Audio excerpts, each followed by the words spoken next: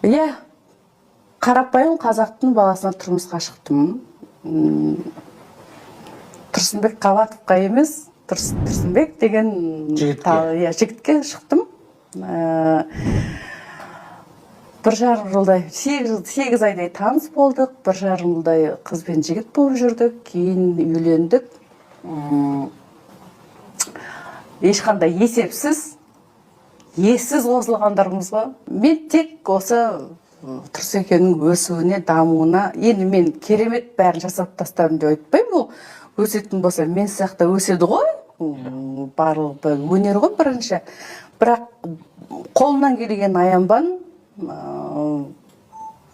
мен өсірдім деп айтпаймын, қазір халық тағы да қателесіп кетуі мүмкін.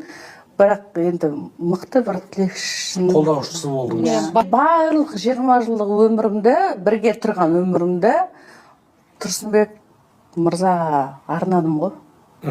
Ол кісінің өнерде дамуына, өсуіне, күнде арқасын қағып отырып, жақсы мотивацион сөздер айтып, иә, сен кереметсің, вау, сен сияқты адам жоқ, халық сені жақсы көреді.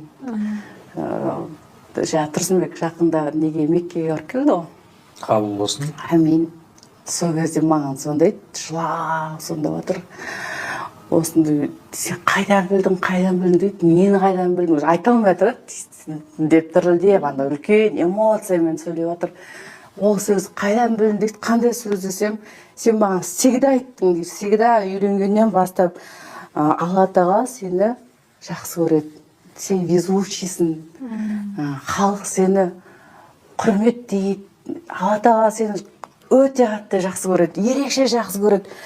Өйткені мен байқаймын да, бір жерде бір жол апаты ойнап тұрған жерден Тұрсынбек мына жаққа бір сақтап қалады, көзбен көрінетіні бар, көрінбейтіні бар. Бүйтіп Алла тағала бүйтіп алып қалады да, соны байқаймын мен. Мен кейде күлемін ғой, сен маған үйленгеннің өзі үлкен десең. Қана бірлікке шақырамыз, бізді тек қана нәзік жанды әлсіз екенімізді түсініңіздерші, бізге қолдау болыңыздар, деген ғана өтініш бұл жерде. Солай ғой, иә?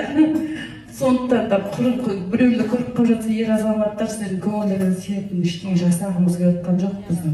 Біз тек қана баланы болашақта ұрпақ тәрбиелейтін анамызды 9 ай көтеріп, дүниеге келіп, шынымен де 24 сағаттың 20 сағатын біз баланың қасында анасы табылады.